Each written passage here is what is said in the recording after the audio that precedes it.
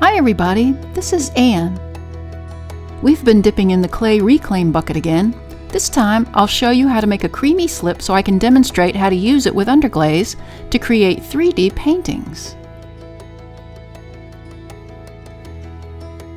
First I need to make the slip. I took these bone-dry clay remnants and crushed them up. I added water and stirred it up until the clay disintegrated, eventually becoming a creamy yogurt consistency.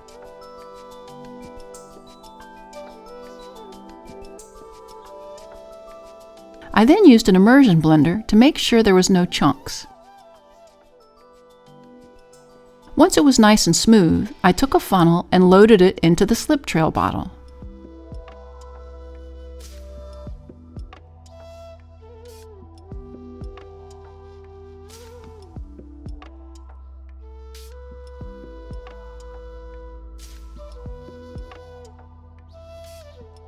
Next, I needed to test it.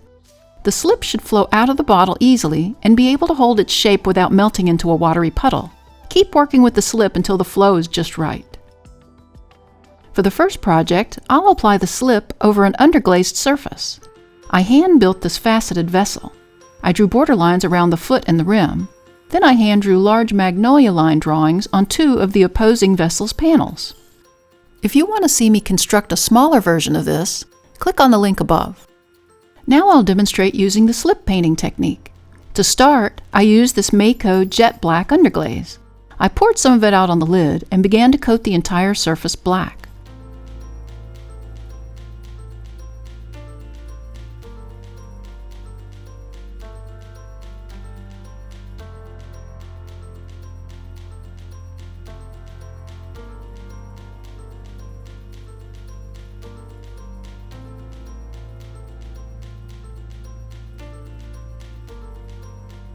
I applied a second coat and let it dry, and then applied one more to be on the safe side to get a solid, even coat.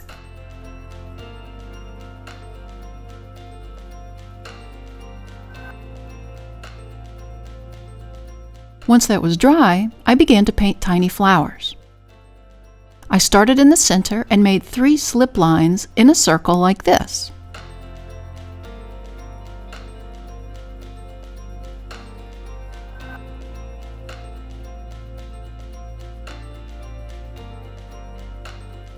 I then took a small flat brush and pulled a thin layer of the slip line towards the center of the flower. You want to make sure that you'll see some of the black through the slip as you pull it towards the center.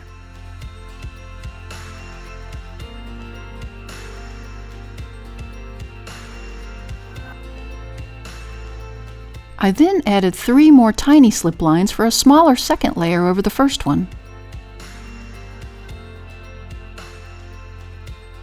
Again, I pull a thin layer of slip towards the center.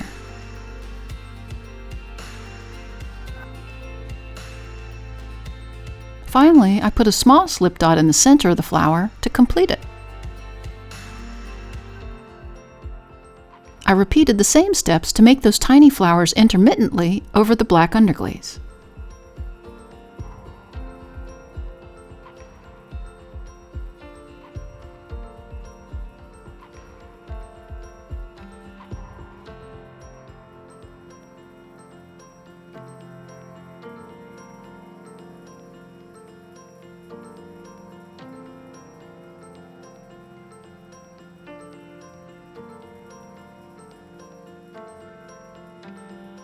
Once they were all dry, I penciled in some swirls connecting all the small flowers.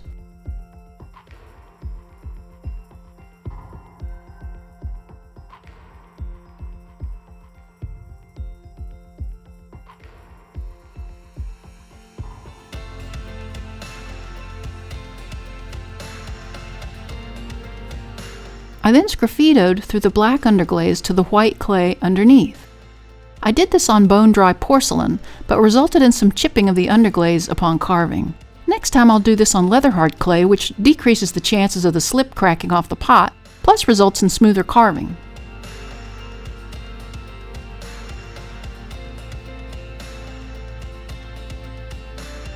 I repeated this technique on the other side. And here's what the greenware version looks like so far.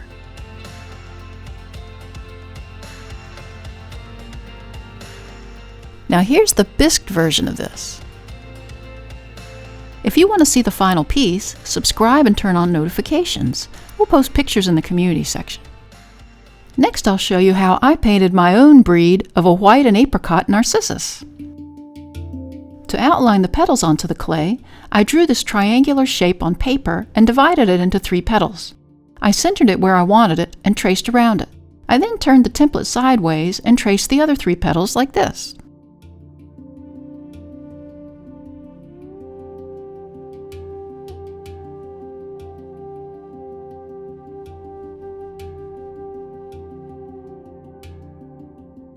As for the underglazes for this project, I used Amico Intense Yellow, Bright Red, and Baby Blue. I painted a coat of the baby blue all over the petals and let that dry. The blue will hopefully read as shadows under the white petals.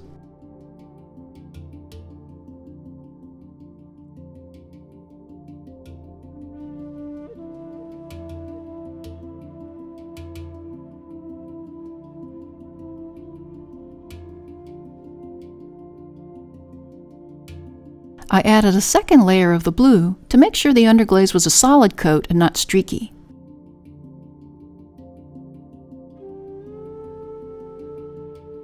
I took a little bit of the yellow and mixed it with a bit of the red to create a light orange.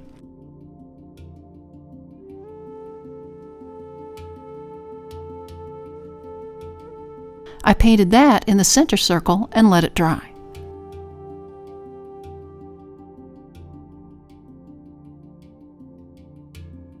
With the slip bottle, I applied a line of slip to the top edge of the 3 side petals, making sure to wiggle the line as I went to create a ruffled edge.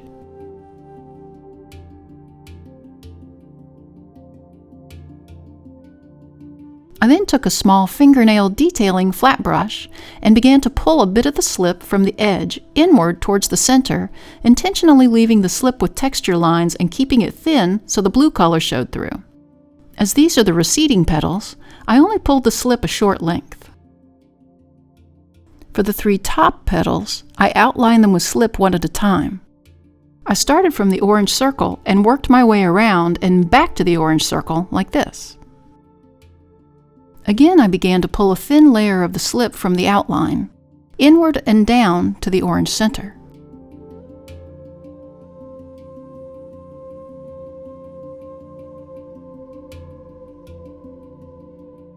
I repeated the same thing for the second top petal, and again for the last top petal.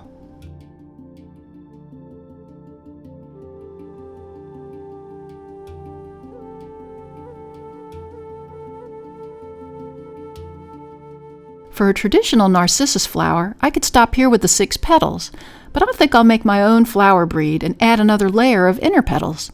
I slip trailed 3 little petals overlapping the first 2 layers in the same pattern like this. Then I pulled the slip towards the center, being mindful to try and let some of the blue underglaze show through.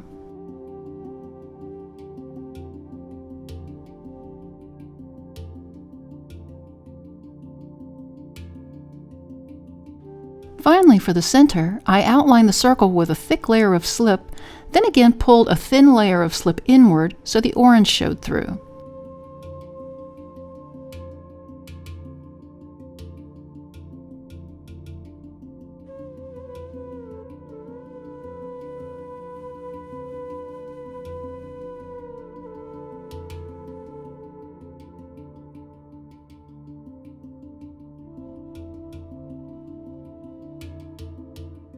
To finish off the flower, I added little beads of slip to the center.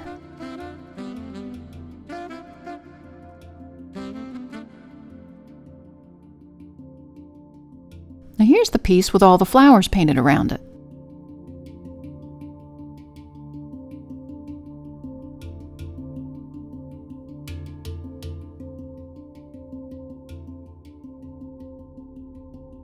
Finally, I'll demonstrate painting pink magnolia blossoms combining the slip with the underglaze. I'll show you how I freehanded the bottom 5 petals. I drew a circle in the center, then radiated out 5 lines in a star shape like this. I extended the lines outward, then connected them with circular lines like this.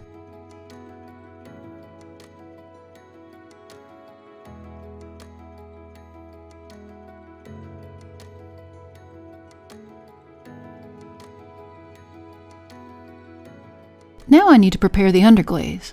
For the pink color, I simply took out a bit of the red underglaze and thinned it with water.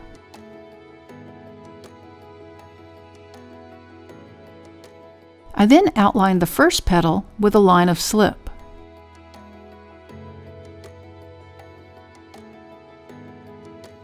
I dipped my flat brush in the watered down red and then began pulling the slip down towards the center. As you can see, the slip tones down the red to a lighter pink.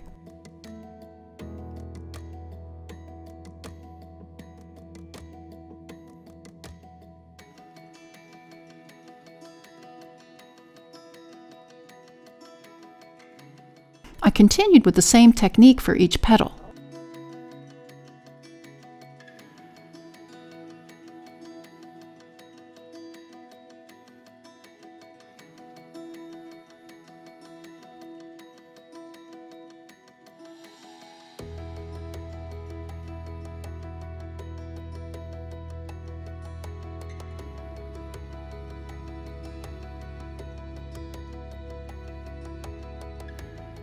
The magnolia has 3 more petals to the inside, so I drew another layer of petals and then pulled the slip underglaze inward towards the center.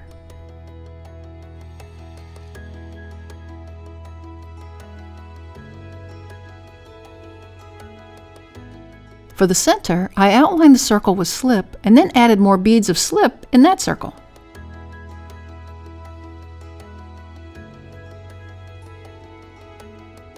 For the rest of the blossoms around the mug, I thought it'd be fun to play with the perspectives of each. So I hand drew blooms of different sizes and seen from different angles, then outlined them with slips along the outermost edges.